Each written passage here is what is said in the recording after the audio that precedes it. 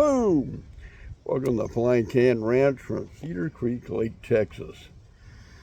I want to talk about a different thing today. Last week, or actually over the weeks, I've talked about this Glock 17 Gen 5, which was a belt-fed magazine. I had one I had to repair, and this is the remanufactured model. But I have something a little different today.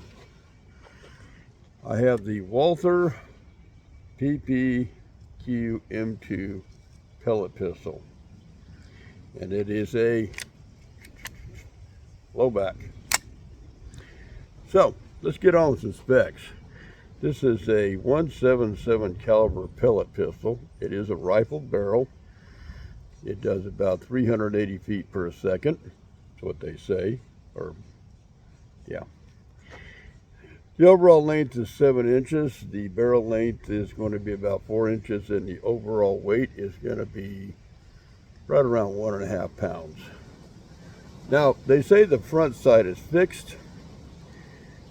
The rear sight is, this is what it says in the description, is made for elevation only, and that might be, but the way the little screw is on the side here, I tend to think that might be more for windage, but I'm not sure. It has a right side safety right over here, works like that. Down is safe, up is fire. Let me think so. Oh, these do not lock open after the last shot. It does have a Glock style trigger here on the front. Now, that being said, let's kind of look this over. So, starting with the grips, you know, they've got some good texturing. I find them very, very comfortable. You got some cutout here on the slide, cutout here on the slide. The slide is all metal. The lower part is polymer of some type.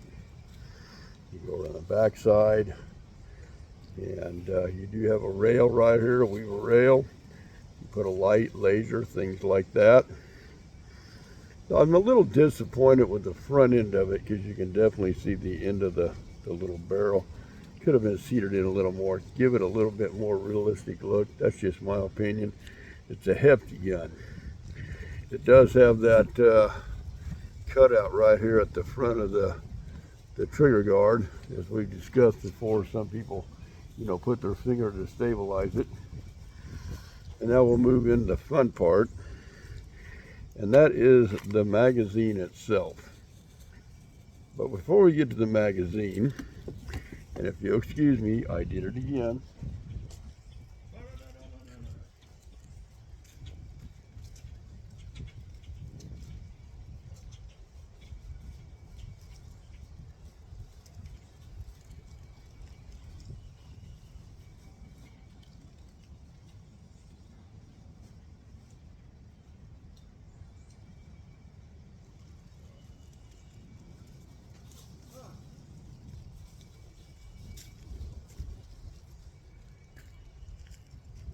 Now we got everything.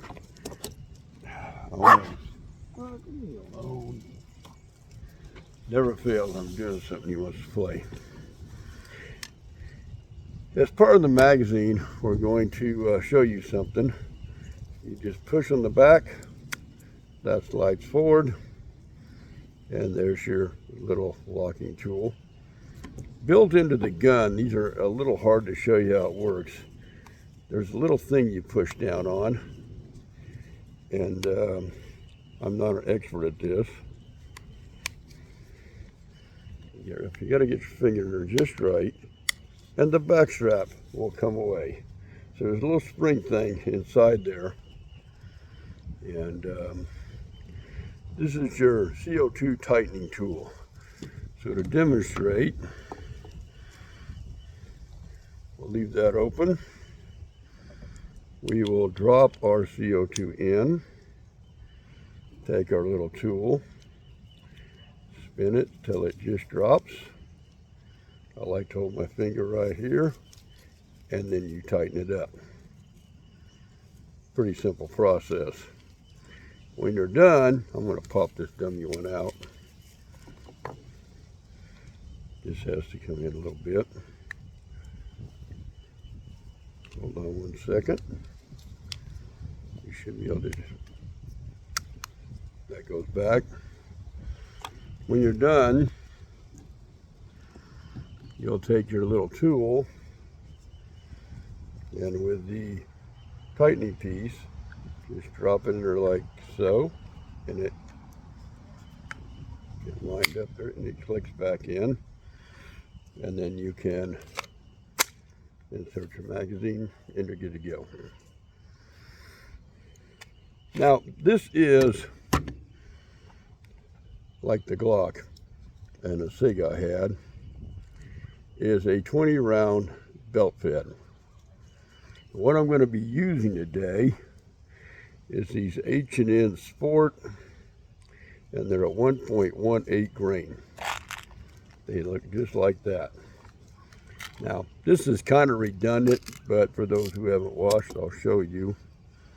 There's a little gate right here on, if you got the back side of the mag, it'll be to your right, and you're going to push that in.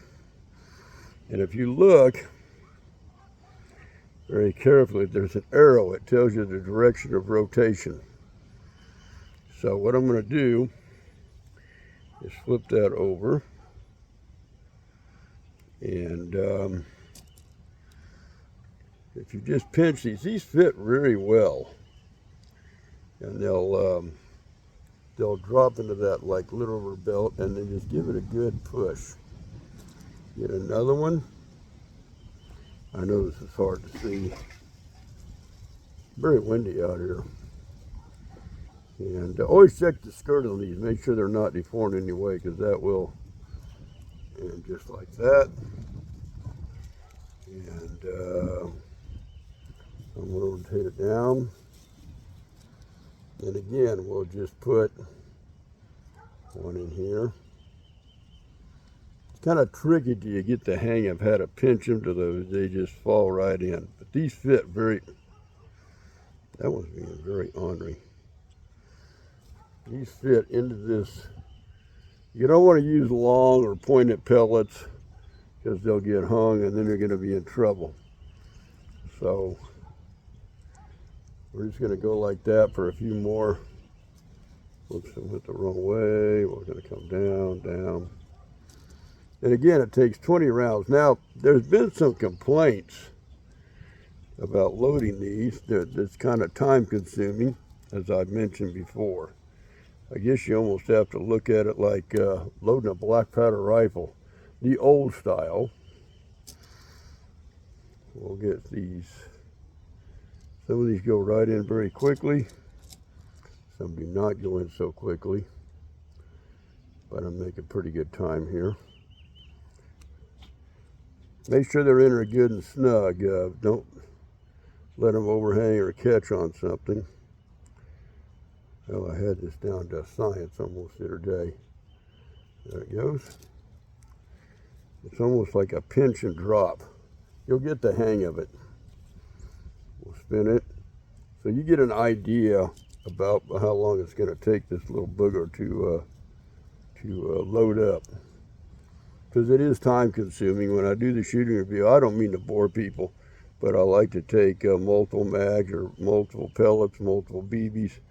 And which is kind of funny because I actually carried out some BBs with me when I was going to do this. I was thinking of something else entirely different. Get that one in. And like I said, it's time consuming. So get that back up where you can see it. That one's in. Turn it around. Now I believe on the Gen 5 Glock, I think it was a 21 shot, if I remember correctly. This is a 20 shot. And you'll dump them out a lot faster than you're going to load them. And the magazines last quite a while, to me anyway, if you don't do real fast shooting. But I think I got well over four mags out of this thing, you know, loaded up 4 times before it started beginning to to give me the appearance that it was weak. And then we're gonna roll this down. We got a few more to go. And had a wonderful ride yesterday on the bike. We put in about 157 miles on it. Took the other bike out last weekend and ended up separating the rear tire. And we just had a baby at home. It didn't go on us, but that wasn't fun. That's going to be about a good $400 and some odd to $450, somewhere like that. So now we're loaded up. We'll push our gate back closed, and then you can just pop it in there.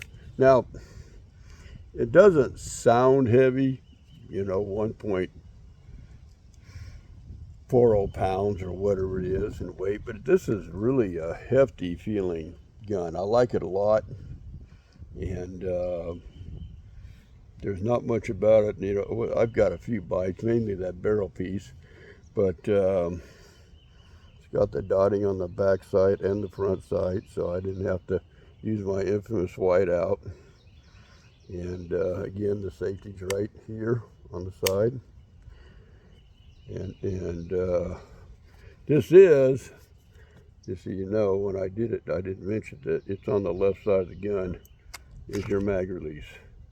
So give it a good pop, and then you'll have to, you know, rack it for the first shot, if I remember correctly. Maybe not. One of them I know I have to rack it for the first shot. I got so many things going on, I can't keep up with them all. But there you are, the Walther PPQ M2 pellet pistol. And I do believe I mentioned that had a rifle barrel. So we'll come up here and we'll just spin around slowly. And yeah, I know I aimed it at me, but I know safety, so I'm good to go. And I digress. I say this over and over again. Don't go wagging this around the public acting stupid, because you're going to get something you don't want. Let's be responsible in our sport. Don't give me any more reason for these gun control people to go apey.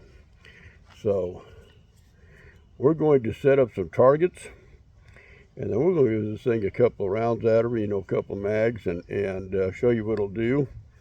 Again, I'll be using these during that. And that's about all I can add to this conversation. That's how we do it at the Flying Can Ranch. We're going to see you in just a little bit.